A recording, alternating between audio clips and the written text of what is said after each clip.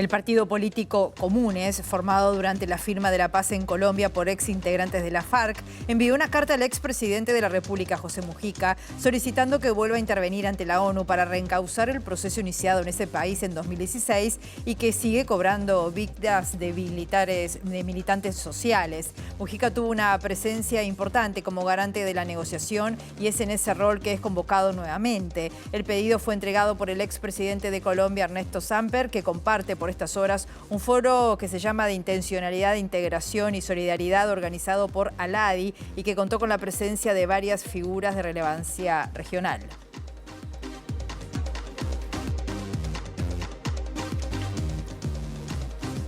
¿Cómo están? Bienvenidos, bienvenidas a MBD Noticias. Comenzamos con la información con 9 grados nada más a esta hora. Una jornada que va a seguir con el cielo nuboso, neblinas, vientos soplando del suroeste al noroeste de 10 a 30 kilómetros por hora con rachas de 40 a variables. La máxima nada más, 13 grados. Hay una ola de frío que va a estar ingresando en las próximas horas. Una masa de aire fría de origen polar para mañana se espera a partir, del viernes hasta el martes 9. Las temperaturas extremas máximas van a estar entre los 9 y los 12 grados. Las mínimas entre 2 grados bajo cero y 2 grados. Tremendo. Cabe destacar que para la emisión de este aviso de hora de frío, Inumet tiene que esperar durante al menos 3 días consecutivos temperaturas máximas y mínimas al mismo tiempo que se encuentren por debajo de un umbral determinado de forma climatológica, dice Inumet. Así que bueno, ya están avisando que se viene un fin de semana tremendo en materia de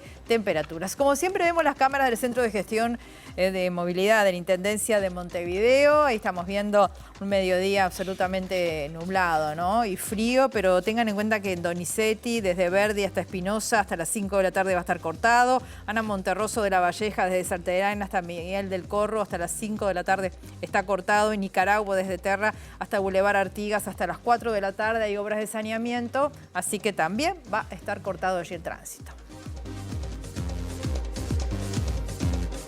Vamos con el desarrollo de la información. El profesor de Comercio Internacional del Departamento de Economía de la Facultad de Ciencias Sociales de la Universidad de la República, Marcel Baillant, consideró que la ausencia del presidente argentino Javier Milei en la próxima cumbre del Mercosur no significa un problema para el bloque regional, cuya presidencia pro tempore va a asumir por última vez durante su mandato el presidente de la Calle Pou el lunes en Paraguay. No es la primera vez que ocurre, porque con Bolsonaro al revés también había ocurrido. Me parece que lo sustantivo acá es el contraste entre esos modos o esas cercanías o no cercanías de los presidentes y lo estructural del Mercosur. Yo creo que en ese sentido, en el caso de Argentina, es muy notorio de que el gesto de Milei tiene que ver más con un gesto de relaciones internacionales y con otras vitrinas del mundo que estrictamente con la región. Sin embargo, eso contrasta con el hecho de que Argentina, desde el punto de vista de la relación con Brasil y de su posicionamiento en el Mercosur, ha mantenido el piloto automático, es decir, ha hecho exactamente lo mismo que el gobierno anterior, que en un titular yo lo diría que es la total subordinación estratégica que tiene con Brasil en términos internacionales. Esto es lo un poco contradictorio o raro, ¿no? Es decir, un primer plano, digamos, de discusión política intensa y de enfrentamiento hasta personal entre los presidentes con juicios cruzados, y otro es el hecho que Argentina no ha cambiado su posicionamiento en relación al Mercosur. Baillant dijo que cree que Uruguay consiguió concesiones de los socios mayoritarios del bloque durante la gestión de la Calle Pou y que el desafío para el mandatario en su última presidencia pro tempore va a ser romper con la lógica del mercopesimismo y lograr que se permitan nuevos formatos de asociación con bloques y países.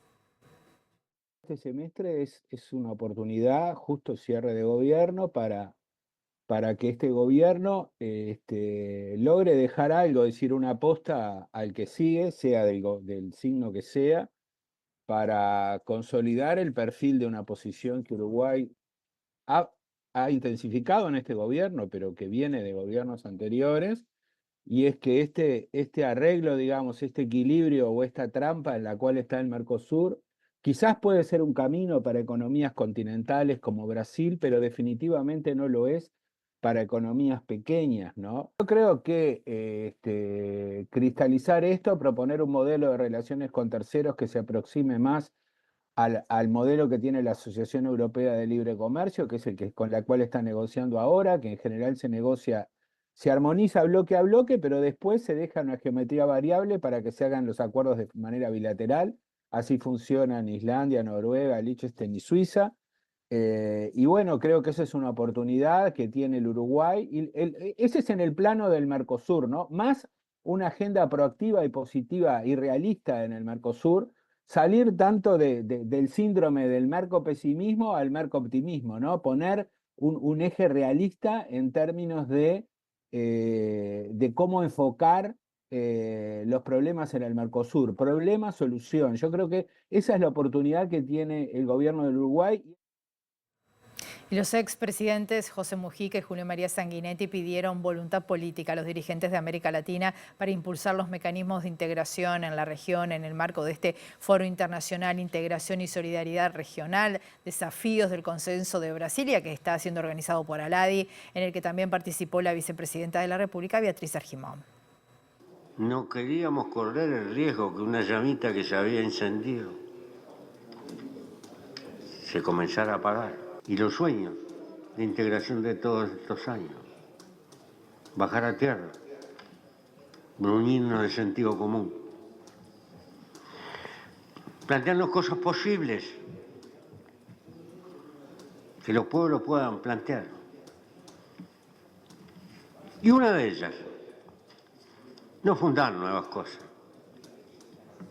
utilizar las que existen, que muchas de las cuales ni siquiera precisan plata, precisan voluntad política. Tener brigada de cuerpo de bomberos pronta para que viajen de apuro cuando un país tiene un desastre es totalmente posible y necesario para socorrer en tiempos de cambio climático. Y pedirle dos cosas a los gobiernos de nuestra América. Apóyense en estas instituciones que existen, que son reales, que están ahí como olvidadas. Que hagan el trabajo del campo, que presenten propuestas. Las decisiones las tomarán como corresponde los poderes ejecutivos. Desgraciadamente el Mercosur depende de la capacidad y flexibilidad de los gobiernos para entenderse. Fundamentalmente, hoy el desafío es que Brasil y Argentina se entiendan, como fue ayer. Entonces es fundamental que cada uno asuma que el proceso de integración, y que es lo que hemos estado hablando ahora, no puede estar contaminado de ideologizaciones artificiales que terminan frustrando realidades que están más allá de la ideología. El secretario general de la ALADI, Sergio Abreu, dijo hoy que todos los gobernantes deberían aprender que la diplomacia presidencial se hace sin adjetivar, sin calificar, descalificar e insultar. El ex canciller opinó que los adjetivos están siendo uno de los elementos más difíciles a la hora de encontrar armonía en el Mercosur. Hace pocas horas, Javier Milei, presidente de Argentina, confirmó que no va a ir a la cumbre de líderes del Mercosur, lo que aumentó la tensión política entre ambos países. Además, Milei calificó a su par brasileño, a Lula da Silva, de corrupto, entre otros adjetivos.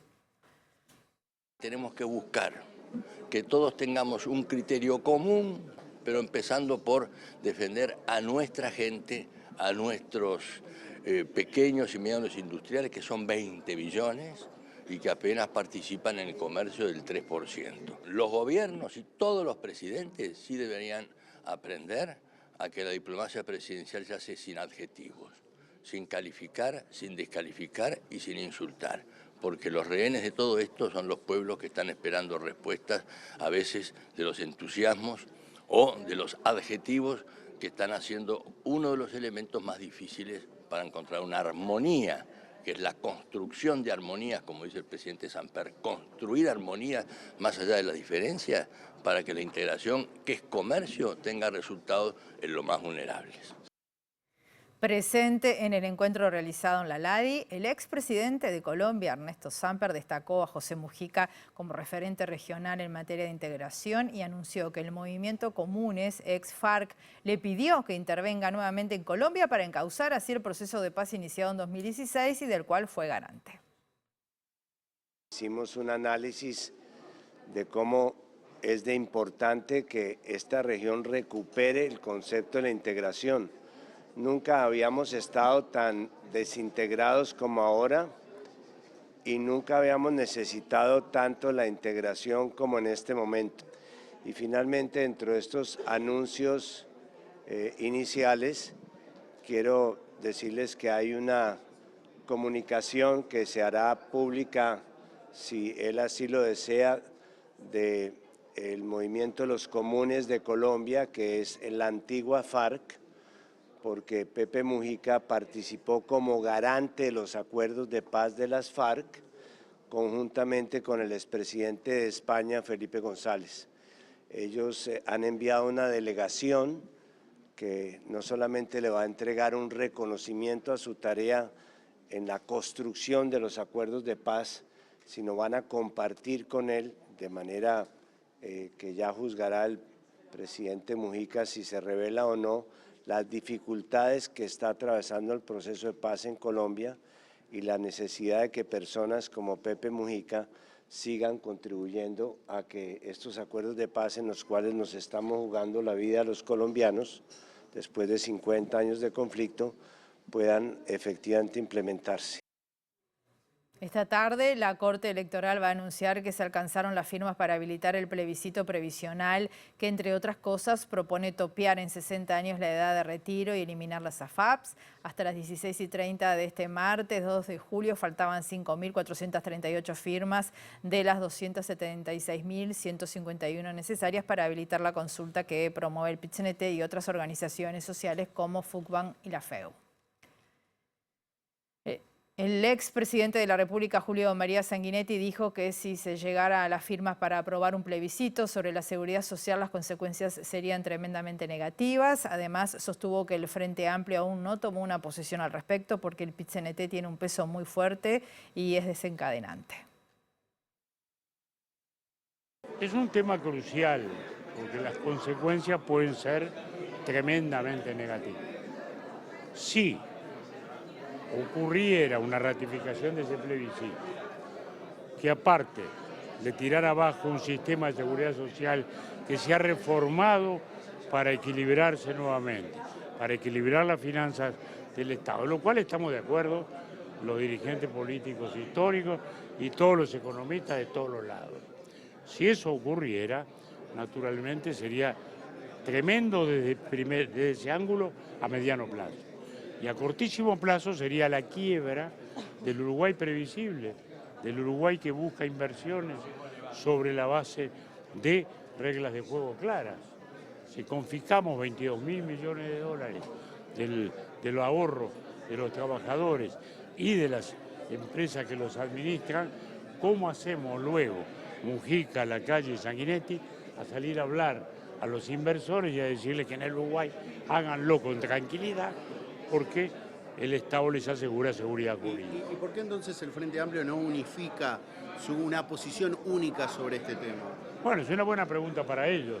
Personalmente pienso que porque el PIT-CNT tiene un peso específico muy fuerte, muy desencadenante, que si bien no se expresa en términos electorales, se expresa así en términos de poder.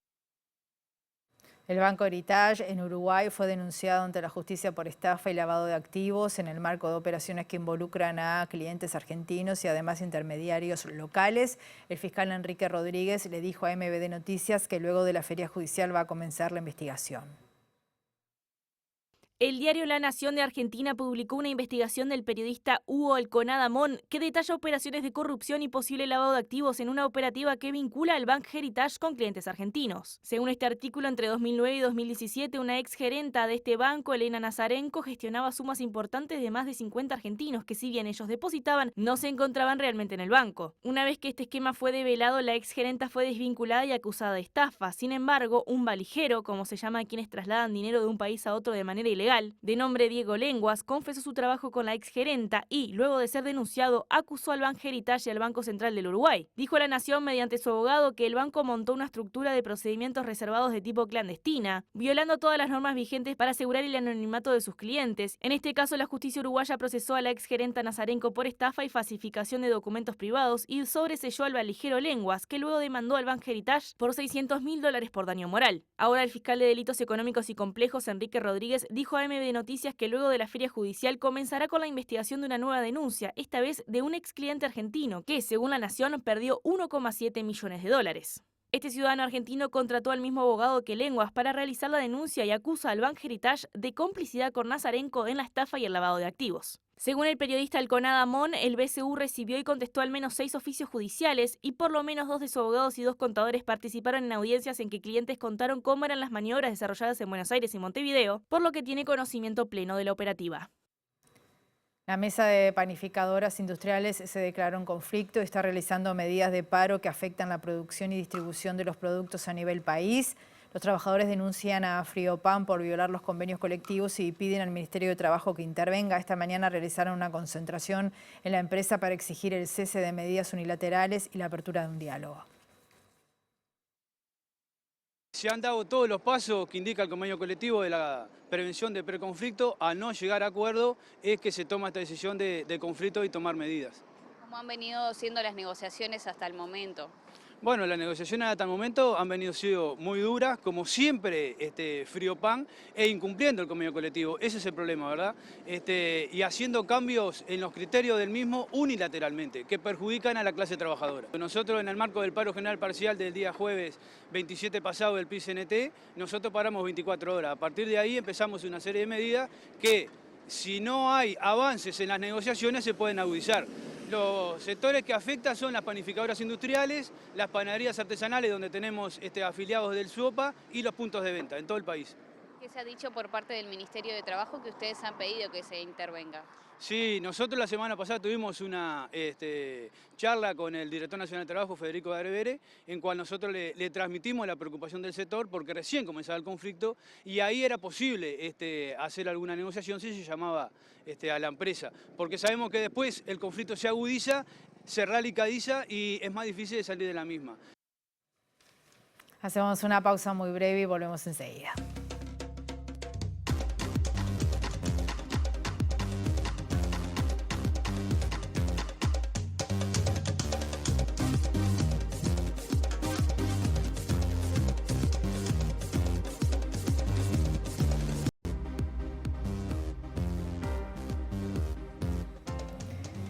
Segundo bloque de MB Noticias, continuamos con información, con 9 grados nada más a esta hora aquí en Montevideo y vamos a recibir con mucho gusto a nuestro periodista Eduardo Delgado que está en la Intendencia de Montevideo. ¿Cómo estás, Eduardo? Bienvenido.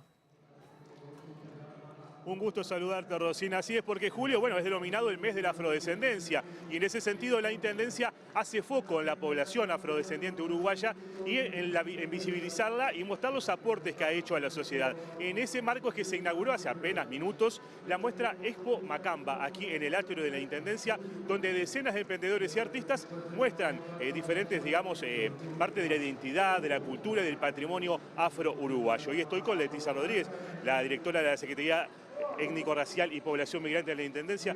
Contanos un poco, Leticia, de qué va esta muestra de Expo Macamba.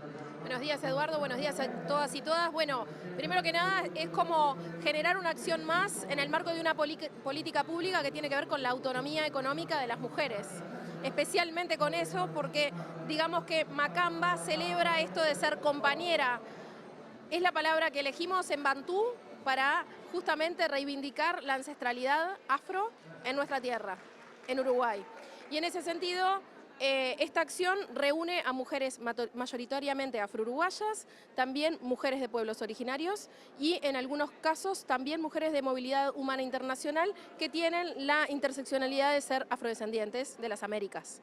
Y en ese sentido, construimos este proyecto que ya está desde el año 2019.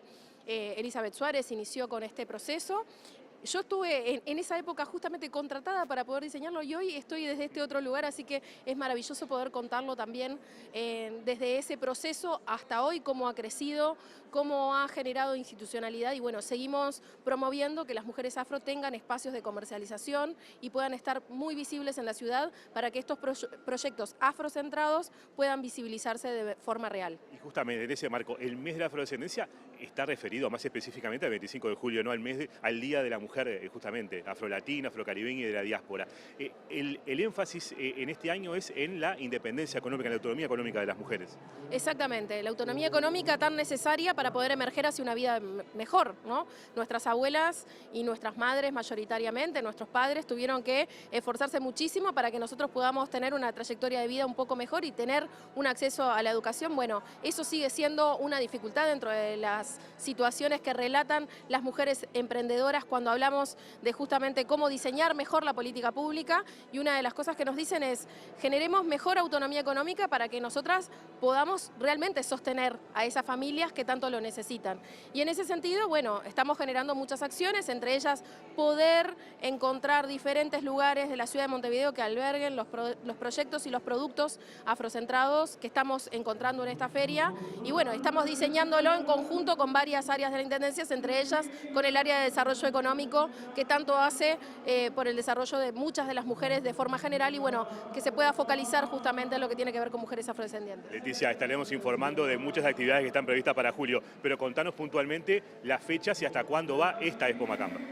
3, 4 y 5 de julio, aquí en la Intendencia de Montevideo, de 10 a 16 horas, con las presentaciones artísticas también de gente muy especial. Estamos escuchando de música de fondo a Miguel Menchaca, un gran cantante uruguayo que ha recorrido el mundo. Tenemos mañana el colectivo Presencia, que va a estar mostrando parte de lo que son las danzas de origen de matriz africano.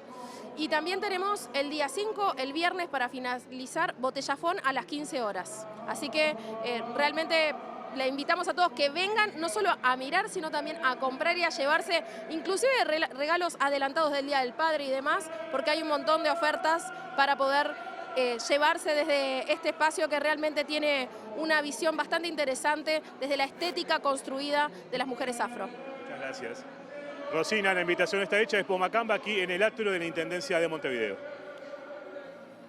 Muchas gracias, Eduardo. Y para la presidenta de las organizaciones Mundo Afro, Verónica Villagra, el mes de la afrodescendencia, como se designa a julio, fue un mes importante, pero hoy está vaciado de contenido, dijo. La activista por los derechos de las personas afrodescendientes señaló que hubo una involución del Estado en el compromiso con esta parte de la población y que han aumentado los niveles de pobreza, de desempleo en personas en situación de calle con esta ascendencia étnica.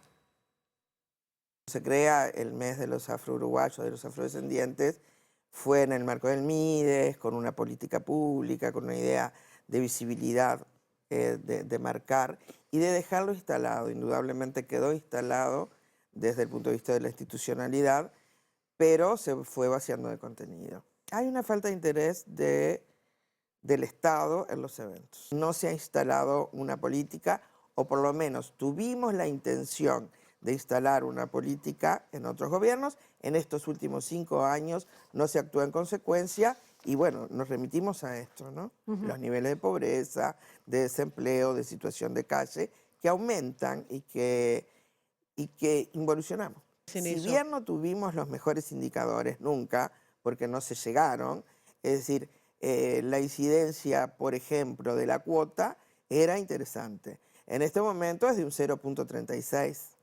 Es nada. Ni siquiera te hablo de equidad racial, te hablo de equidad social. Para tener una sociedad más o menos armonizada, los distintos focos tienen que estar contenidos. Y es precisamente lo que no pasa.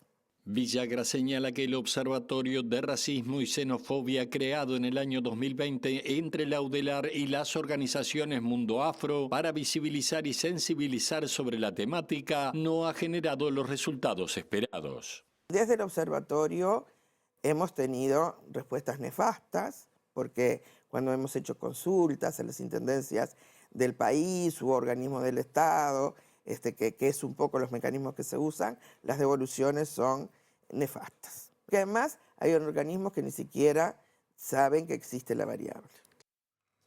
Empresarias y cooperativistas mujeres y mujeres trans de micro, pequeñas y medianas empresas del área productiva que promuevan la innovación y la competitividad van a poder acceder a un fondo no reembolsable de hasta 450.000 pesos por proyecto. Es una convocatoria del Ministerio de Industria, Energía y Minería que se llama Convocatoria 8M, cuya llamado vence ahora el 15 de agosto. El Ministerio de Industria convoca a mujeres empresarias que sean líderes de sus empresas y también a mujeres trans empresarias a presentar proyectos con el fin de lograr fondos que son no reembolsables. Este año estamos otorgando 3 millones de pesos, como límite máximo 450.000 por empresa. Y bueno, destinados como siempre a compra de hardware, de software, mejoras edilicias. Pero bueno, este año tenemos una novedad, que es la incorporación de la eficiencia energética en empresas de mujeres. Pueden adquirir con estos fondos aires acondicionados tipo A, hornos a pellets y también vehículos de 3 o 4 ruedas que les permiten a las mujeres una movilidad diferente. Son micro, pequeñas y medianas empresas lideradas por mujeres de sector productivo. Sector productivo, ¿verdad?, ligado al Ministerio de Industria, no cultivo primario, no turismo, por supuesto tampoco educación, pero sí dentro de los cometidos del Ministerio de Industria, Energía y Minería, que son muchos y que nos pueden consultar si tienen alguna duda al correo genero@mien.gov.uy, pero sí tiene que ser productivo o de servicios que estén vinculados a lo productivo dentro de las áreas que trabaja el Ministerio. Las bases de la convocatoria y los criterios de evaluación de los proyectos están disponibles en la página del Ministerio de Industria y la documentación puede enviarse por encomienda desde el interior. Una resolución del Ministerio de Salud Pública intima a la mutualista Casmo a demostrar en un plazo de 10 días que pudo subsanar la situación de desequilibrio económico-financiero que está enfrentando. Según publica el semanario Búsqueda, la ordenanza sostiene que si no logra demostrarlo corre riesgo de intervención y otras consecuencias que disponga la normativa. Ante esta información, el Casmo emitió un comunicado manifestando sorpresa por la resolución del gobierno y asegurando que no existe riesgo asistencial. El documento al que accedió el semanario Búsqueda señala que las 2 veedoras del Casmo elaboraron informes sobre el pedido de la mutualista de acceder a un nuevo fideicomiso financiado con el Fondo de Garantía de las Instituciones de Asistencia Médica Colectiva. Sostiene que los directivos de la mutualista reconocen expresamente que la institución atraviesa una difícil situación económica y financiera que compromete la capacidad de pago de sus obligaciones por los siguientes 6 meses y que continúa a la fecha con patrimonio negativo. Ante la difusión pública de esta resolución, el Casmo emitió un comunicado en el que manifiesta su sorpresa por la resolución del Ministerio de Salud Pública porque llega en momentos en que las autoridades del Casmo se preparaban para anunciar que están próximos a culminar de pagar los 2 fideicomisos, que los balances mensuales siguen dando positivo de forma sostenida y que la institución continúa saneando a paso firme. Desde el Casmo se asegura que el relato de la información brindada se encuentra alejado de la realidad. Agregar simplemente que por este tema a las 17:30 horas el sindicato médico va a concurrir al Ministerio de Salud Pública a un encuentro porque hay gran preocupación en el seno del sindicato de los profesionales de la medicina por la situación del Casmo. El desempleo en mayo cayó medio punto porcentual con respecto a abril, se situó en 8,5% a nivel nacional, esto según el Instituto Nacional de Estadística. La cifra equivale a 160.000 personas desocupadas a nivel nacional. Además, la tasa de empleo que mide el porcentaje de personas ocupadas subió 2 décimas con respecto al mes anterior, se ubicó en 58,5%. Esto quiere decir que en el quinto mes del año hubo algo más de 1.176.000 personas con trabajo. Por último, la tasa de actividad que mide a la población ocupada y a la que busca trabajo cayó 2 décimas con respecto al mes previo y se situó en 63,9%. Ahora recibimos a nuestra periodista Giuliana Perdomo. Vamos a seguir hablando de trabajo. ¿Cómo estás, Giuliana? Bienvenida. Buen mediodía. Gracias, Rosina. Buen mediodía para todos. Nos encontramos en el PIT-CNT para hacer un análisis de los datos que ustedes recién hacían mención, que dio a conocer el Instituto Nacional de Estadística sobre el desempleo, y estamos con el economista Hugo Bay. Muchísimas gracias por estos minutos. Bueno, ustedes ya venían advirtiendo hace varios meses que hay desventajas en cuanto a la informalidad, y también advertían por salarios sumergidos. ¿Qué lecturas se hacen de estos datos? Bueno, efectivamente, en realidad una primera lectura de los indicadores que publica el INE es que, bueno, hay una cierta estabilidad o un cierto estancamiento en materia de empleo, de desempleo. Tenemos indicadores relativamente similares a los que veníamos viendo en los últimos meses. Y más allá de eso hay un proceso de mejora del empleo generalizado. Después de la pandemia, obviamente, hubo un rebote, después de un desplome muy importante que hubo en la tasa de empleo, hubo un rebote esperable, ¿verdad?, que fue interrumpido en algún momento, allá por el año 2022, pero que a lo largo de 2023, sobre todo, se mantuvo una recuperación del empleo. Como decía, en los últimos meses ese proceso se estancó un poquito, pero estamos hablando de que en la comparación interanual, o sea, si uno lo compara con periodos similares a los del año anterior, hablamos de una creación de empleos que está en el orden de los 30.000 o 40.000 puestos de trabajo, que es una cifra importante y positiva. Nosotros en nuestro informe lo que siempre alertamos es de que esto viene acompañado de algunas luces amarillas, que creo que son las que tú mencionabas en la pregunta. Es decir, por un lado, esa mejora en el empleo ha venido acompañada, esa mejora más reciente en el empleo, ha venido acompañado de un aumento en la informalidad, ¿verdad? Los indicadores de informalidad que llegaron a estar en el orden del 20% del total de ocupados, que ya de por sí es una cifra bastante alta, ¿verdad? 1 de cada 5. Bueno, hoy tenemos indicadores de informalidad que están llegando casi al 22%, ¿verdad? Ha habido un aumento de la informalidad, o sea, prácticamente la totalidad de esos puestos de trabajo que se crearon o que aumentaron son informales, ¿verdad? Y eso es de por sí un problema para el mercado laboral.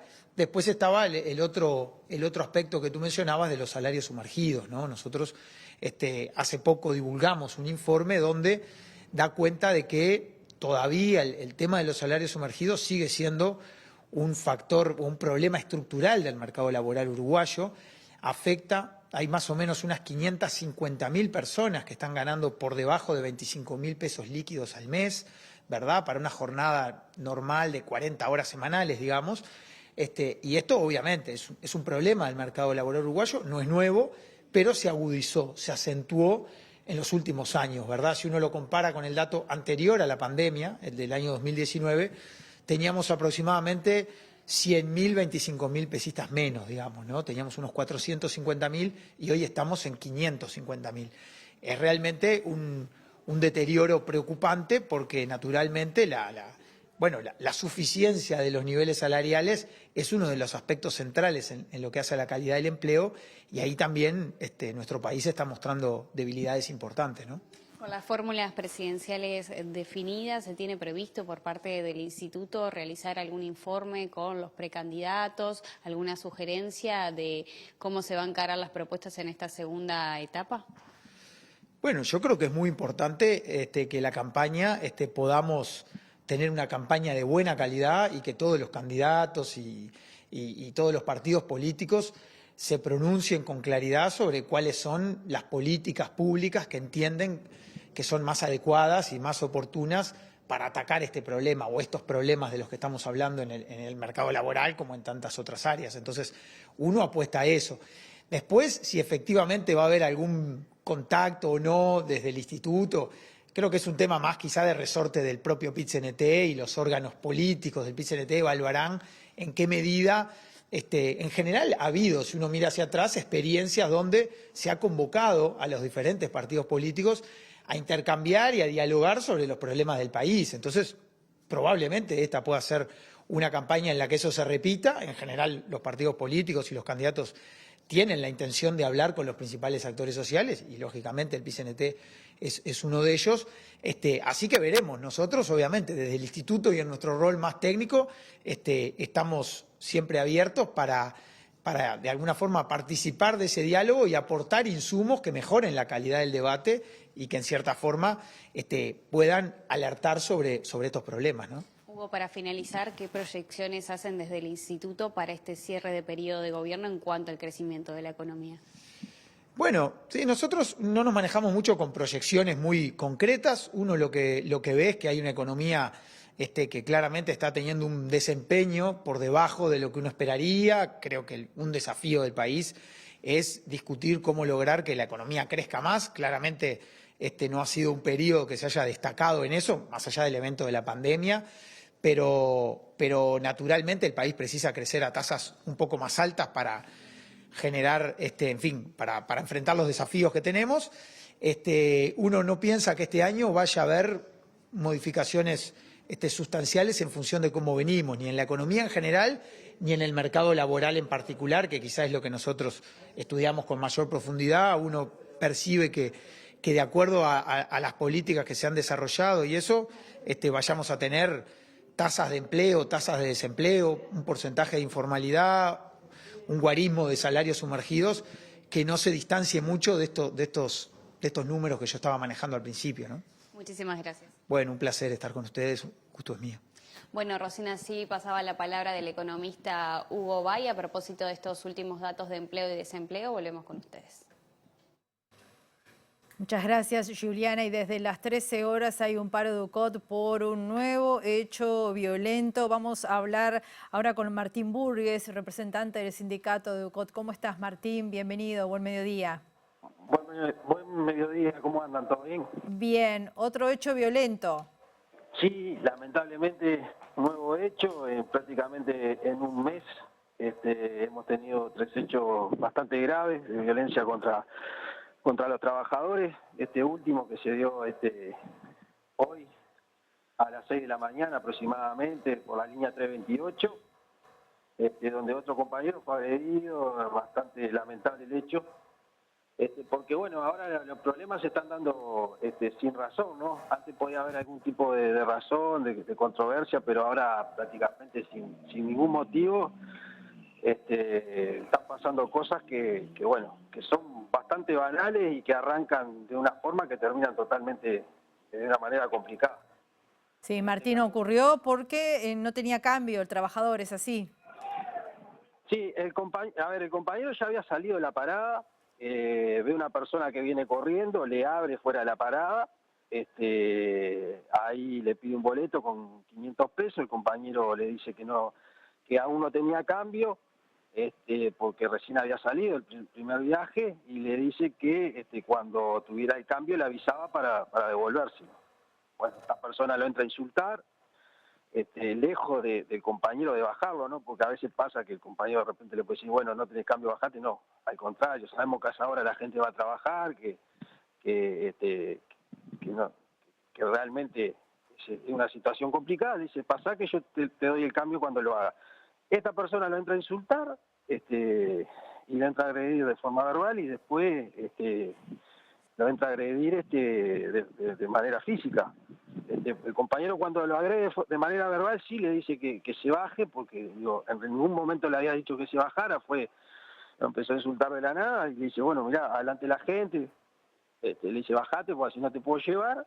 Y bueno, y ahí lo entra a agredir, le rompe una mampara de vidrio que hay que separa el habitáculo del conductor con el resto de la unidad, le rompe la mampara, le entra a pegar patadas, una persona de edad ya, el compañero, la cual fue trasladada al Banco de Seguro del Estado, se le hicieron ahí las placas correspondientes, porque podía tener alguna costilla fracturada, pero por suerte no, fue dado de alta, ahora está en la casa en recuperación. Hacía poquitos días ya habíamos tenido un incidente también que se había viralizado, que fue cuando una señora le empieza a agredir a un compañero en la línea 316, y otra que había pasado con los compañeros de COE también, que una línea que va a la UAN, también en un nocturno una compañera recibe una agresión. Bueno, cada vez lo vemos con más frecuencia, más agresividad. De la nada surgen estos problemas y la preocupación. Sabemos que está a nivel del general complicado, pero bueno, también nosotros queremos tener nuestras garantías, porque no solamente se están dando situaciones de estilo con los trabajadores, sino entre los mismos pasajeros, que bueno, no salen la mitad de las cosas que pasan a diario en las unidades, ¿no?, de transporte público. Bien, Martín, dos en una y brevemente. Se reintegran con los nocturnos y además están insistiendo en tener un encuentro, una entrevista con las autoridades del Ministerio del Interior, ¿verdad? Sí, a ver, en este caso más que nada es un tema de convivencia. Nosotros lo que creemos que la reunión la tenemos que tener con la Intendencia, ya hemos tenido algunas valoraciones, se han hecho algunas cosas. Ahora a las 15 horas aproximadamente vamos a ir a hablar con la parte de transporte y el reintegro sí se va a hacer con los servicios nocturnos del día de hoy. Es aproximadamente a partir de 23:30, más o menos 0 horas. Bien, Martín Burgues, dirigente de ASCOT, te agradecemos muchísimo tu presencia para contarnos a ver qué había sucedido. Mucha suerte en esas gestiones y seguimos atentos a esta situación que nos preocupan a todos. Muchísimas gracias a ustedes. Que pasen bien.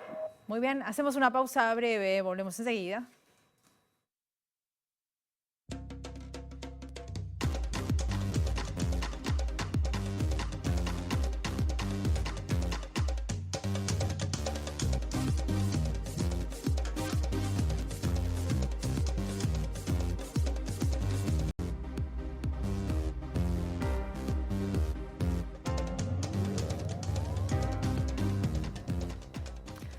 Último bloque de MBD Noticias. Continuamos con la información y el presidente del PIT-CNT, Marcelo Abdala, acaba de publicar en sus redes que la Corte Electoral confirmó que habrá plebiscito de la reforma de la seguridad social. Abdala dice ahora a dialogar con toda la ciudadanía para convertir la seguridad social en un derecho humano, en una sociedad que avanza hacia una vida mejor. Vamos a estar ampliando obviamente esta información que va a formar parte de la agenda periodística también de esta jornada. Otros temas: la justicia hizo lugar al pedido de la defensa de Ignacio Suárez, es el hincha de Peñarol que murió en el Estadio Campeón del Siglo en 2023. Ordenó recabar más pruebas del caso y según la defensa y familiares, Suárez murió en manos de la policía tras quedar atravesado por las rejas de una de las tribunas y señalan omisiones y además irregularidades en el proceso de investigación. La última actividad investigativa de la que teníamos registro era el 23 de mayo de 2023. Nosotros el 4 de abril, el 12 de abril y el 14 de mayo habíamos solicitado distintas medidas de prueba. Habíamos presentado 5 testigos diligenciados. Básicamente la resolución judicial dice que la situación es insostenible, que el fiscal tiene que investigar, lo intimó a diligenciar todos y cada uno de los medios de prueba que nosotros propusimos y hacerlo en un plazo máximo de 4 meses. ¿Cuáles son esas pruebas que ustedes pidieron diligencia? Esas pruebas son, en primer lugar, la incorporación de la ratificación fiscal de 5 testigos claves que todos convergen en señalar que lo que han dicho hasta ahora los oficiales de la Guardia Republicana involucrados no es así. En principio problematizan abiertamente con cada una de las afirmaciones de los oficiales de la Guardia Republicana. En español, donde uno dice ayudan, nuestros testigos dicen lo estaban ahorcando. Entonces hay una diferencia brutal. En segundo lugar, plano de cámaras del Campeón del Siglo, solicitarlo a través de Peñarol, lista de funcionarios de la empresa de seguridad privada e identificar si un funcionario de la empresa de seguridad privada portaba arnés. Peñarol va a ser intimado a través de la Fiscalía General de la Nación en virtud de esta sentencia judicial. Y también nosotros denunciamos algunas omisiones en la carpeta investigativa que nos preocupaban. En primer lugar, no se encontraba incorporado el anexo fotográfico de la autopsia. La jueza también ordenó a que se incorpore. En segundo lugar, la cadena de custodia de las cámaras de la Guardia Republicana indicaba 7 archivos, solo hay 6. De esos 6 archivos no se ve prácticamente nada. La justicia dispuso el sobreseimiento de Dante Mareco Moreno, acusado por error de un delito de incitación a la violencia por la fiscal de menores Mirna Busic. La fiscal se basó en un informe de inteligencia del Ministerio del Interior para formalizar la investigación contra el joven, a quien confundió con el Dante del Cerrito, quien incitó a pelear por redes sociales, que luego se trasladaron esa pelea al nuevo centro shopping con la banda del Chepe, así se llama. La defensa de Dante Mareco había apelado a la resolución de la fiscal a sabiendas de que el joven de Santa Catalina era inocente. La fiscal, sin tener pruebas ni tomarle testimonio al joven, formalizó la investigación. Ahora el joven fue sobreseído por la justicia. Y en el ámbito deportivo, futbolístico, Brasil empató con Colombia 1-1 en California por la última fecha del Grupo D de la Copa América. Con este resultado quedó segundo en el grupo. Va a ser rival de Uruguay el sábado a las 10 de la noche por los cuartos de final, mientras que Colombia se va a enfrentar a Panamá, el segundo del grupo de los celestes. En cuartos de final, Colombia a extender su racha a 26 partidos sin perder. Iniciaba de esta gran manera con el remate potente. Luego Rafinha, golazo, ¿eh? Nada que hacer Camilo Vargas. Gran cobro de Rafinha. Era el 1-0 para la verde amarela.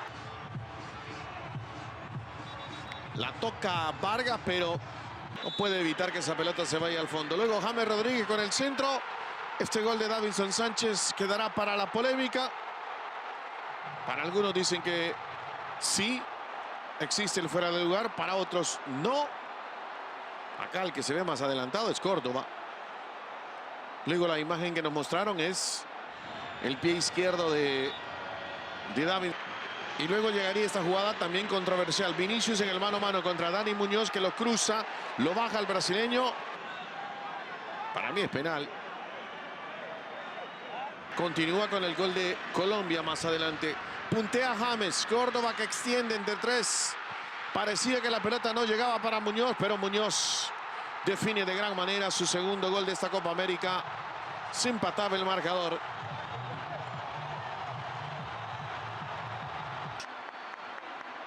Que define de gran manera. Muy bien los dos arqueros. Alisson Becker y Camilo Vargas. Final 1-1 entre Brasil y Colombia. Como dijimos hace minutos, la Corte Electoral confirmó que va a realizarse el plebiscito de la seguridad social. De este tema nos va a hablar Eduardo Delgado. Adelante, Eduardo, nuevamente. Así es, Rosina, esas son las novedades del día. Y para conocer un poco más sobre esto es que estoy con el ministro de la Corte Electoral, José Ignacio Corceñac. Corceñac, explíquenos un poco justamente a qué se llegó, qué es lo que ahora queda habilitado. Bueno, lo que ha ocurrido es que la Oficina Nacional Electoral informó a la Corte que del cotejo de firmas que se estaba realizando con motivo de la iniciativa de reforma constitucional en materia de seguridad social, se llegó al 10% de los habilitados. Esto quiere decir que la Corte tendrá que tomar una resolución formal, si bien ya está el pronunciamiento de la Oficina Nacional Electoral, de que se llegó al 10% y por lo tanto en octubre habrá que plebiscitar la reforma que se presentó ante la Asamblea General.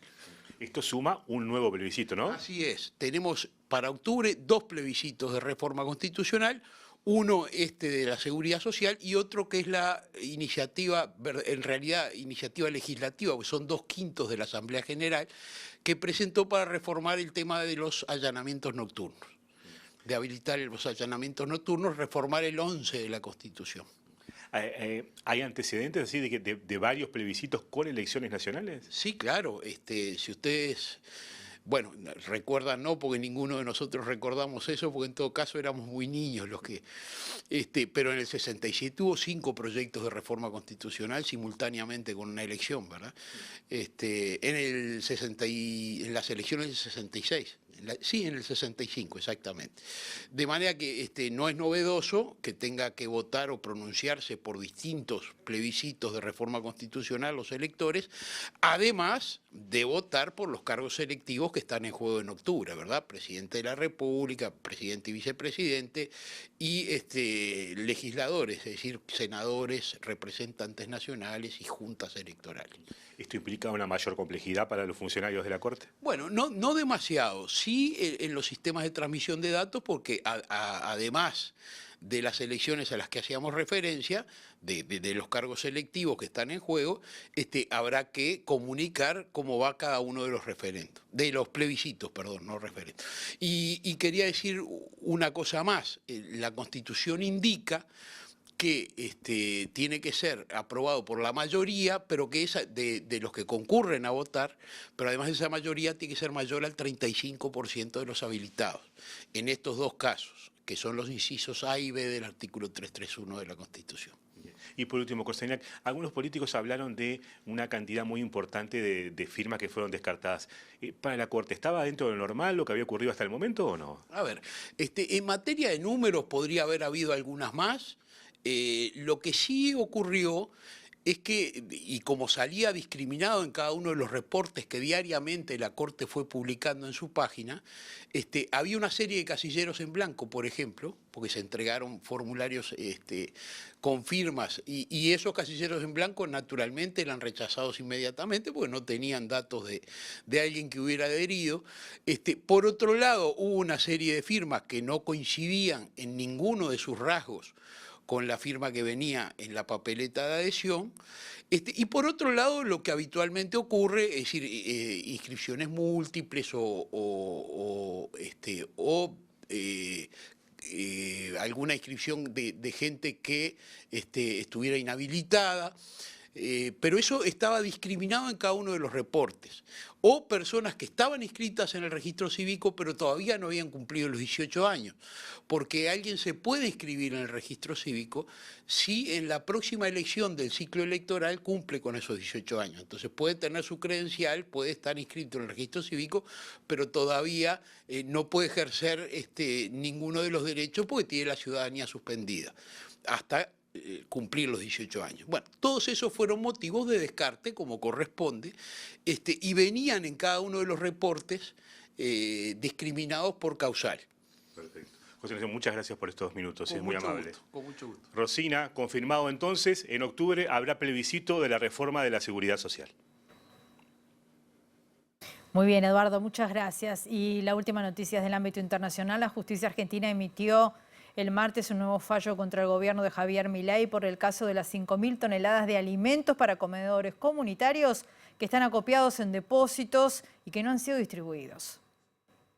La Cámara de Casación rechazó un recurso que había presentado el Ministerio de Capital Humano ante la orden del juez federal Sebastián Casanelo, que obligaba a la cartera de Sandra Petovelo a repartir los víveres en los comedores comunitarios en un momento de creciente demanda por el aumento de la pobreza en el país. Es la tercera vez que el Poder Judicial falla en favor del abogado denunciante Juan Grabois, militante popular y hombre cercano al Papa Francisco, quien tras el pronunciamiento de Casanelo cruzó insultos con Leila Gianni, una de las funcionarias responsables por la retención de mercadería en una tensa audiencia, tras la cual la Cámara Federal confirmó la orden para el reparto inmediato. Grabois alertó en mayo que el gobierno retenía alimentos con vencimientos próximos en 2 galpones pertenecientes al Estado, uno en la localidad de Villa Martelli, provincia de Buenos Aires, y otro en Tafí Viejo, provincia de Tucumán. El dirigente afirmó que tras este tercer fallo en contra de Petovelo, no hay apelación que valga frente a su infame programa de hambre, y agregó que 7 jueces de trayectorias y pensamientos distintos coinciden en que el gobierno debe repartir los alimentos porque, según dijo, los depósitos siguen llenos y las ollas semivacías. Si bien en un primer momento el gobierno de Milei negó las fallas, con el avance de la investigación judicial terminó cambiando a varios funcionarios por falta de transparencia en el cuidado y distribución de los alimentos que permanecían en galpones, aunque ratificó en el cargo y defendió el trabajo de la ministra de Capital Humano, Sandra Petovelo, mientras organizaciones sociales pedían su renuncia. Nos vamos, volvemos a las 18:55 o mañana a las 8 en la primera edición de MBD Noticias. Que pasen muy bien, hasta luego.